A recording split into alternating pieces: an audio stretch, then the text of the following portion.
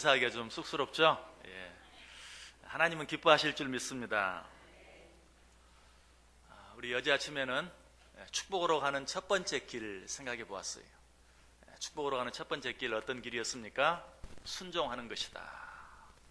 우리가 하나님 앞에서 진정으로 순종할 때 하나님께서 축복을 허락해 주신다라고 말씀드렸어요. 그런데 하나님의 축복을 받을 수 있는 또 하나의 중요한 길이 있습니다. 그 길이 무엇일까요? 그것은 겸손입니다. 예루살렘 성전에 야긴과 보아스라는 두 기둥이 든든하게 예루살렘 성전을 바쳤던 것처럼 이 순종과 겸손, 이것은 하나님의 축복을 받을 수 있는 중요한 두 가지 길이에요. 이 두 가지는 사실은 두 가지가 아닙니다. 둘이지만 하나예요. 왜? 순종하는 자가 겸손한 자고 겸손한 자가 순종할 수 있기 때문에 순종해야 축복을 받는다, 겸손해야 축복을 받는다. 두 가지 같지만 엄밀하게 말하면 그 두 가지가 곧 한 가지라는 것이. 예수님의 삶은 어떤 삶이었습니까? 순종의 삶이었죠. 죽기까지 순종하는, 순종으로 시작해서 순종으로 마쳐지는 그런 삶이었어요. 그러나 그런 예수님의 삶을 다른 말로 표현하면 겸손한 삶이었죠. 자기를 한없이 낮추는, 오늘 본문이 그 사실을 이야기해 주죠. 너희 안에 이 마음을 품으라 곧 그리스도 예수의 마음이니 그는 근본 하나님의 본체시나 하나님과 동등됨을 취할 것으로 여기지 아니하시고 오히려 자기를 비워 종의 형체를 가지사 사람들과 같이 되셨고 사람의 모양으로 나타나사 자기를 낮추시고 죽기까지 복종하셨으니 곧 십자가에 죽으심이라. 여기 보면 자기를 낮추사 죽기까지 복종하셨다. 진정으로 겸손하심으로 말미암아서 죽기까지 순종하신 것으로. 그래서 겸손과 순종을 함께 이야기하고 있는 것을 보게 돼요. 이런 예수님의 모습은 진정으로 겸손한 모습이 어떤 것인지를 우리에게 가르쳐줘요. 예수님의 삶 전체가 그러했지만 예수님께서 우리에게 보여주신 대표적인 겸손의 모습이 있죠. 어떤 모습입니까? 제자들의 발을 씻겨주시는 그런 모습. 자, 그런데 우리가 이 모습도 그저 단순히 예수님께서는 제자들의 발을 씻겨주셨다라고만 생각할 것이 아니라 어떻게 제자들의 발을 씻겨주셨는가?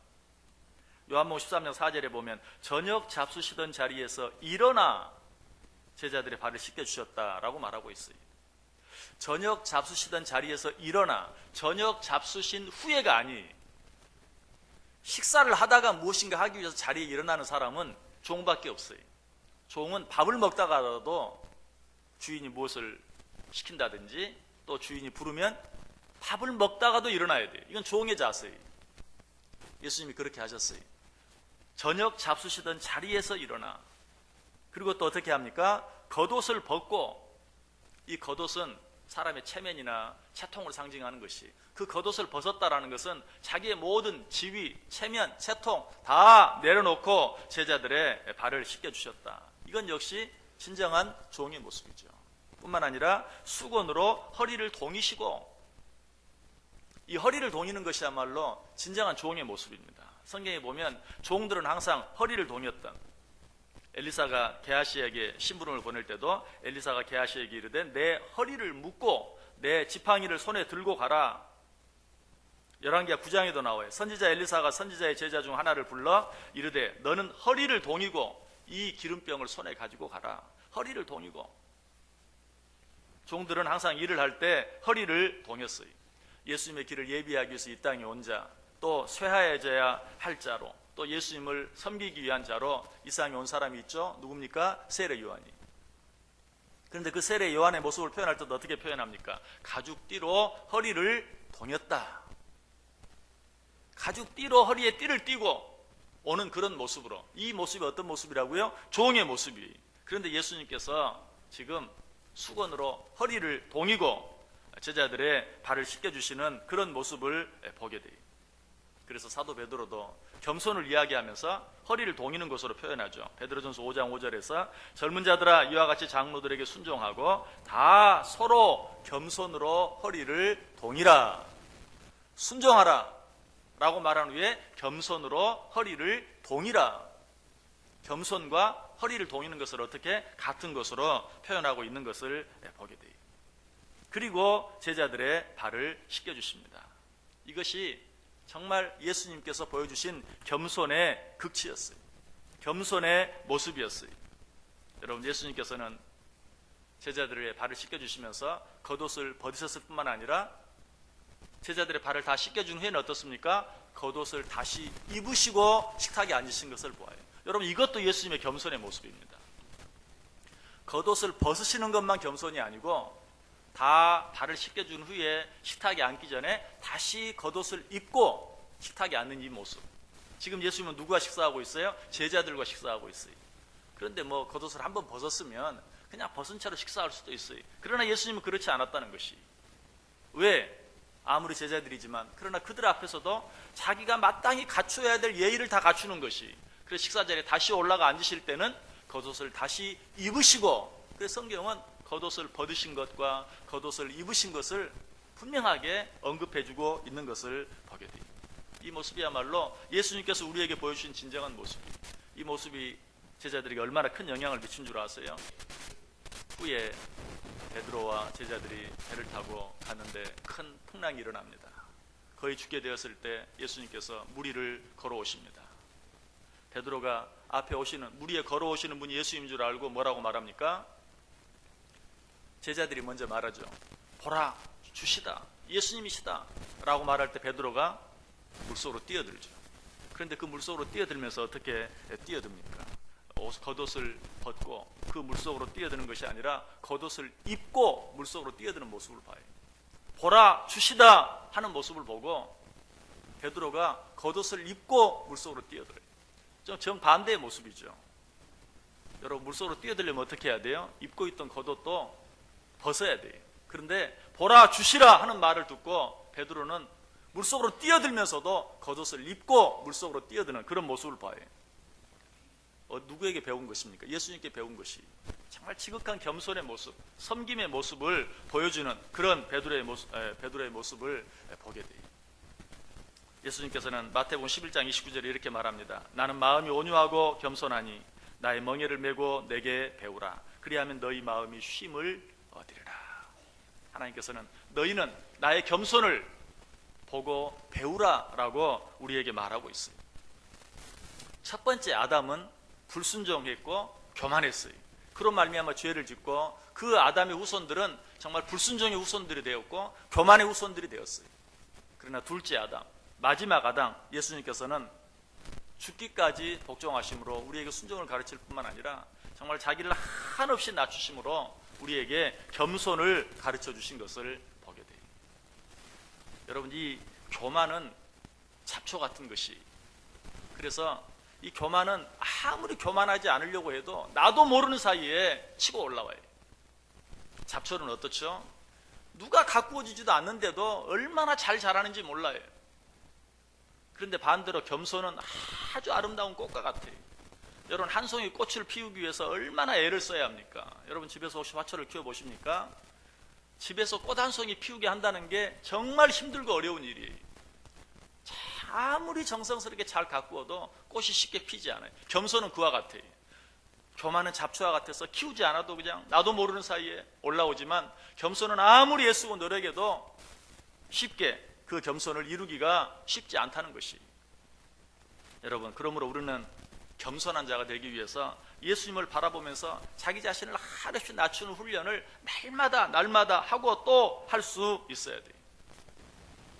그러나 정말 아름다운 꽃 어떻습니까? 한 송이 꽃을 피우기 위해서 우리가 정성스럽게 애를 써서 그 꽃을 피우기는 정말 쉽지 않지만, 그러나 그렇게 해서 그 꽃이 피면 얼마나 보기에 좋고 얼마나 아름답습니까? 마찬가지 겸손이 그처럼 이루기 어려운 덕목이기 때문에 우리가 그럼에도 불구하고 우리 자신을 낮추어서 예수님을 바라보면서 예수님처럼 겸손할 수만 있다면 하나님께서는 그런 자들에게 복을 부어 주시는 것이.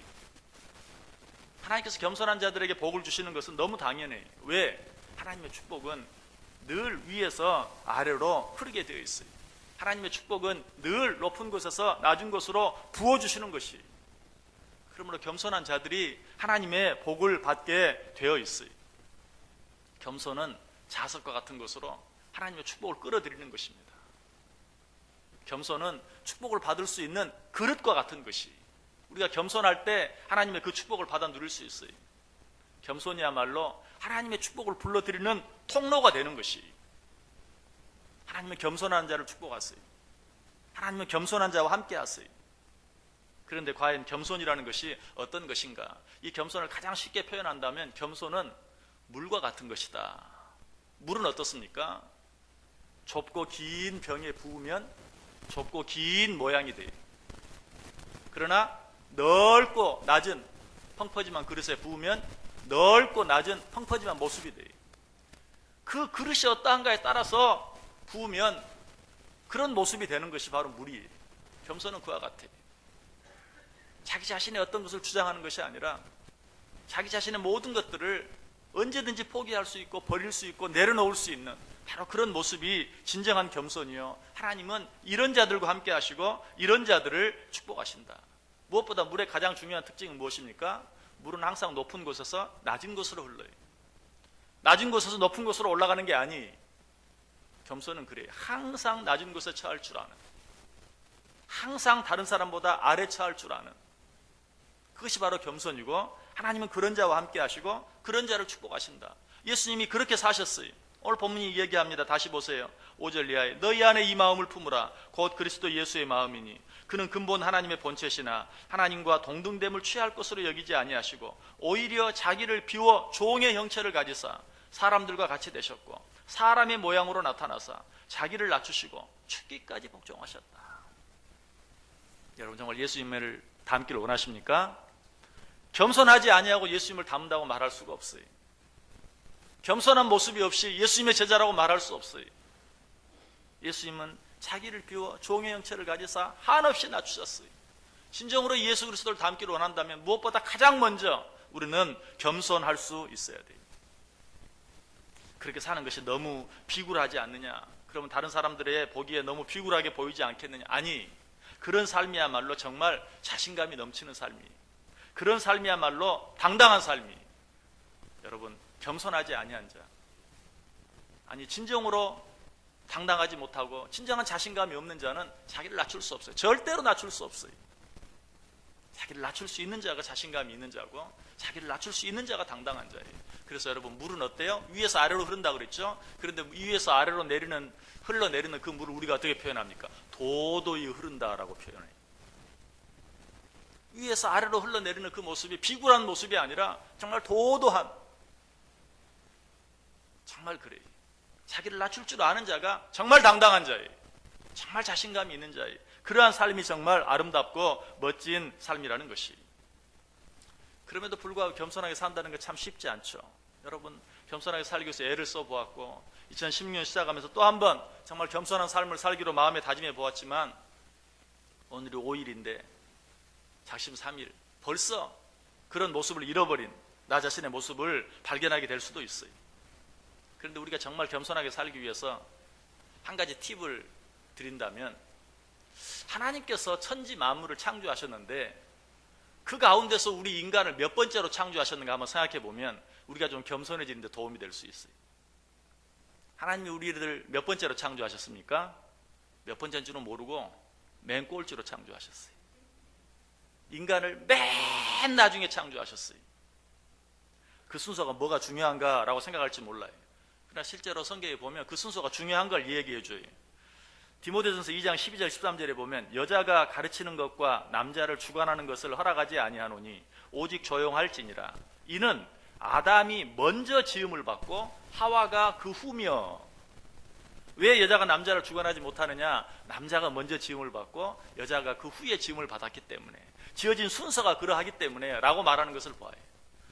새벽부터 우리 여자분들에게 죄송합니다. 이 말씀을 자세히 생각해 보면 거기에는 깊은 뜻이 있는데 이 새벽에 다 말씀드릴 수는 없고 일단 거기까지만. 순서가 중요하다는 것이. 그런데 하나님께 천지 만물을 다 창조하시고 맨 끝에 인간을 창조했어요. 그리고 천지 만물을 다스려라 정복하라 라고 말했는데 그 순서를 생각해 보면 다스리라 정복하라는 말도 엄밀하게 말하면 하나님이 창조한 이 모든 것들을 너희가 잘 섬겨라, 우상으로 받들어 섬기라는 것이 아니라 겸손하게 하나님이 너희를 위하여 그 모든 것들을 허락한 줄 알고 감사함으로 받고 겸손하게 섬기라 하는 그런 의미. 실제로 그렇습니다. 자연 만물도요, 인간이 주인 노릇만 하려고 하면 그것이 저주가 되고 재앙이 되어서 우리에게 닥쳐와요. 우리 현대인들이 이제 그걸 느끼죠. 이번 겨울도 지금 얼마나 따뜻한지 전 세계적으로 온난화로 인해서 엄청난 재앙들이 여기저기서 일어나고 있는 것을 봐요. 우리가 이 모든 것의 주인이라고 생각하면 그 모든 것들이 재앙이 될 수밖에 없어요. 그러나 그 모든 것들을 우리로 하여금 섬기도록 하나님께서 우리에게 주신 줄 알고 겸손하게 감사함으로 받고 그것을 누리며 살아가면 그것이 우리에게 큰 축복이 돼요. 이처럼 하나님께서는 모든 것들을 겸손한 자들에게 축복으로 허락해 주시는 것이, 여러분 순서만 중요한 게 아니에요. 능력으로 따져도 마찬가지.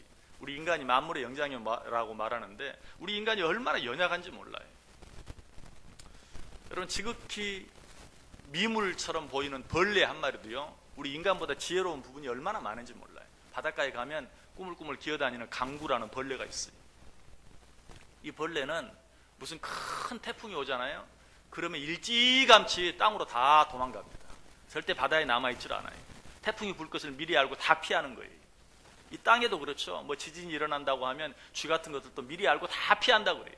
그런데 우리 인간은 쓰나미 같은 엄청난 재앙이 잠깐 후에 일어날 것인데도 멍청하게 아무것도 알지 못하고 있다가 거기에 당하고 마는 것이 우리 인간이에요.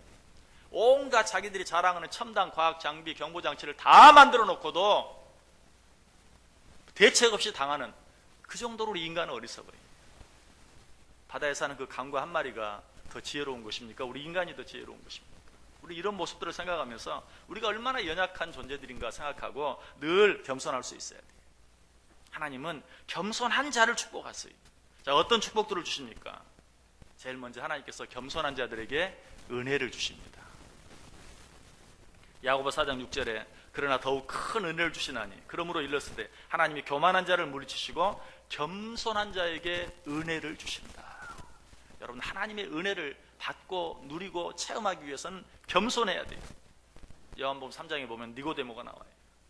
정말 그는 구원의 진리를 알기 위해서 깜깜한 밤중에 예수님을 찾아왔어요. 그리고 예수님께 묻죠. 우리가 당신은 하나님께로부터 오신 선생인 줄 아나이다. 하나님이 함께 하시지 아니하시면 당신이 행하시는 이 표적을 아무도 할 수 없음이니이다. 얼마나 예수님을 높이고 찬양했는지 몰라요. 그런데 예수님께 돌아온 대답은 어때요? 아주 냉랭한 대답이었죠. 진실로 진실로 너에게 이르노니 사람이 거듭나지 아니하면 하나님의 나라를 볼 수 없느니라. 이 말은 무슨 말인 줄 아세요? 우리가 가게에 가가지고 마음에 드는 물건을 보고 이거 얼마예요? 라고 묻는데 이거 너무 비싸서 당신은 못 사요 라고 말하는 것과 똑같아요.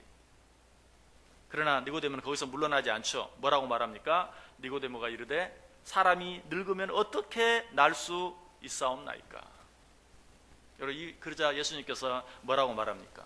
물과 성령으로 나지 아니하면 절대로 거듭날 수 없다. 이 말은 무슨 말이에요?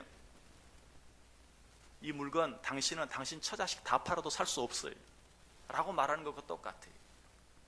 그래도 니고데모는 물러나지 않았어요. 그러므로 말미암아 결국은 어떻습니까? 그는 예수님을 만났어요. 구원의 진리를 알았어요. 요한복음 3장에서는 그 사실을 모르지만 요한복음 19장에 가면 예수님이 십자가에 달려 죽으시고 장사 지낼 때 정말 예수님을 장사 지낼 그런 향 재료를 가지고 예수님의 시체가 있는 곳으로 왔던 그 니고데모의 모습을 통해서 그가 예수님을 만나고 구원의 진리를 깨달은 것을 알게 돼요. 왜? 예수님 앞에서 자존심 내세우지 않았어요. 그 모든 거 다 내려놓고 끝까지 겸손했기 때문에 그런 구원의 은혜를, 구원의 진리를 결국은 얻을 수 있고 깨달을 수 있었어요. 바로 그 다음 장 요한복음 4장에 나오는 사마리아 여인도 마찬가지. 가서 네 남편을 불러오라. 나는 남편이 없나이다. 맞다. 네가 전에 남편이 5이 있었는데 지금 있는 남편도 네 남편이 아니니 남편이 없다는 네 말이 맞다. 이 사마리아 여인의 가장 아픈 곳을 찔렀음에도 불구하고 그가 끝까지 포기하지 아니하고 내가 보니 당신은 선지자로소이다 라고 하면서 내가 어떻게 하나님을 예배해야 합니까? 라고 물었을 때 결국 그도 어때요? 예수님을 만나고 구원의 진리를 깨닫는 그런 모습을 우리가 보게 돼요. 우리의 자존심, 우리의 모든 것들을 다 내려놓고 겸손할 때 우리는 무엇을 얻게 돼요? 구원의 은혜를 얻게 돼요. 하나님이 말해요. 겸손한 자에게 은혜를 주신다라고 이야기하고 있어요. 두 번째로 하나님께서 겸손한 자들에게 어떤 축복을 주십니까? 하나님은 겸손한 자들을 존귀케 해주시겠다고 말해요. 잠언 15장 33절에 말합니다. 겸손은 존귀의 앞잡이니라. 존귀해지기 위해서 높아지려고 하는 자들이 참 많아요. 얼마나 어리석은 자들인지 몰라요. 무엇이 존귀의 앞잡이라고요? 겸손이 존귀의 앞잡이다. 그래서 사도 베드로는 말합니다. 그러므로 하나님의 능하신 손 아래서 겸손하라. 때가 되면 너희를 높이시리라. 여러분, 새가 어떻게 그렇게 높은 하늘을 나는 줄 아세요? 정말 하늘을 높이 나는 새는 자기의 뼛속까지도 비운다고 그래요. 뼛속이 비어있어요. 그걸 한자로 이야기하면 골공, 비어있는 뼈. 자기의 뼛속까지도 완전히 비울 때만 하늘을 높이 올라갈 수 있어요. 진정으로 우리가 우리 모든 것들을 다 비우고 겸손할 때만 우리는 존귀하게 될 수 있어요. 하나님께서 그러므로 겸손한 자를 존귀하게 하신다라고 이야기하고 있어요. 내 마음속에 인간의 욕심과 모든 것들로 가득 채울 때 우리는 결코 하나님께 주시는 그런 축복들을 받아 누릴 수 없어요. 세 번째로 하나님께서 어떤 겸손한 자에게 어떤 축복을 주십니까? 성경은 말합니다. 교만이 오면 욕도 오거니와 겸손한 자에게는 지혜가 있느니라. 너무 당연한 것이, 겸손한 자는 자기가 부족한 줄 알아요. 부족한 자는 지혜를 구할 수밖에 없어요. 근데 하나님이 뭐라고 말해요? 지혜를 구하는 자에게 후히 주시겠다. 그런 자를 물리치지 아니하시고 지혜를 구하면 꾸짖지 아니하시고 후히 주시겠다라고 말하고 있어요. 그러므로 겸손한 자가 지혜를 얻는 것이, 아까도 말씀드렸던 것처럼 우리 인간은 잠깐 후의 일을 알지 못하는 너무나 미련한 자들이에요. 너무나 어리석은 자들이에요. 너무나 약한 자들이에요. 우리는 하나님의 지혜를 구할 수 있어야 돼요. 근데 하나님께서는 겸손한 자들에게 그 지혜를 허락해 주신다. 또 성경은 말합니다. 하나님께서 겸손한 자에게 어떤 축복을 주시는가? 하나님은 겸손한 자들에게 평강을 주신다라고 이야기하고 있어요. 여러분, 높은 곳으로 올라가면 올라갈수록, 높은 지위를 갖게 되면 가질수록 불안해져요. 물리적으로도 높은 곳에 서 있으면 불안한 것처럼 우리가 여러 가지 많은 높은 세상의 자리에 올라가면 그것이 우리에게 평화를 가져다 주는 것이 아니라 불안해요. 그러나 낮은 곳에 있을 때는 어떻습니까? 전혀 염려하지. 여러분, 땅바닥을 걸어다니면서 뭐 떨어질까 봐 염려합니까? 그러지 않아요. 그러나 1m만 올라가도 불안해요. 하나님께서는 겸손한 자에게 진정한 평강을 주신다. 낮은 곳에 처할 때 거기에 안전이 있고 거기에 평강이 있어요. 그래서 파커 팔머라는 사람은 이런 말을 합니다. 겸손은 우리를 낮은 곳으로 이끈다. 그것은 서 있어도 안전하고 넘어져도 괜찮은 곳이다. 겸손은 그 안에서 더 확고하고 충만한 자아를 느낄 수 있게 해준다. 하나님은 겸손한 자에게 평강의 복을 허락해 주시는 것이, 무엇보다 하나님께서 겸손한 자에게 치료의 은혜를 주시고 회복의 은혜를 주시고 새롭게 해주시는 은혜를 주세요. 역대하 7장 14절에 말합니다. 내 이름으로 일컫는 내 백성이 그들의 악한 길에서 떠나 스스로 낮추고 기도하여 내 얼굴을 찾으면 내가 하늘에서 듣고 그들의 죄를 사하고 그들의 땅을 고칠지라.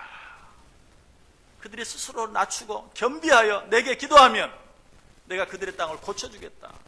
하나님께서 진정으로 겸손한 자들을 고쳐주세요. 회복시켜주세요. 그리고 새롭게 해주세요. 여러분이 영적으로나 육적으로나 모든 것들이 새롭게 되고 회복되어지고 치료되어지는 은혜를 경험하기를 원하십니까? 하나님 앞에서 나를 낮춰보세요. 한없이 낮추고 하나님께 기도해보세요. 하나님께서 그런 자들을 새롭게 해주시겠다고 말하고 있어요. 마지막으로 한 가지만 더 말씀드린다면, 하나님께서 겸손한 자에게 재물과 영광과 생명을 축복으로 주신다고 약속하고 있어요. 잠언 22장 4절에 말합니다. 겸손과 여호와를 경외함의 보상은 재물과 영광과 생명이니라. 여러분, 2016년 한 해를 살아가면서 재물과 영광과 생명을 누리는, 여러분, 그런 은혜, 그런 축복을 받아 누리기를 원하세요? 하나님이 누구에게 그런 축복을 주신다고 말합니까? 겸손한 자에게. 겸손과 여호와를 경외함의 보상은 재물과 영광과 생명이다라고 얘기하고 있어요. 여러분, 이 한 해 이 하나님의 놀라운 은혜와 축복들을 받아 누리고 살기를 원한다면 겸손으로 허리를 동이고 겸손으로 옷 입어보세요. 옷이 날개다라는 말이 있죠. 무슨 뜻입니까? 옷 하나만 다르게 입어도 그 사람이 달라진다 하는 그런 의미죠. 옷이 날개다. 여러분, 겸손으로 허리를 동이고 겸손으로 옷 입으면 여러분의 삶이 이 한 해 놀랍게 달라질 줄 믿습니다. 왜? 하나님이 그런 자와 함께 하시고 하나님이 그런 자를 축복하시기 때문에. 이 한 해 겸손의 옷을 입어보세요. 겸손으로 허리를 동여보세요. 그렇게 할 때 하나님이 진정으로 여러분과 함께 하시고 진정으로 여러분을 축복하시는 놀라운 은혜를 받고 누리며 살아가는 복된 2016년 꼭 되시기를 주님의 이름으로 간절히 축원합니다. 기도하겠습니다.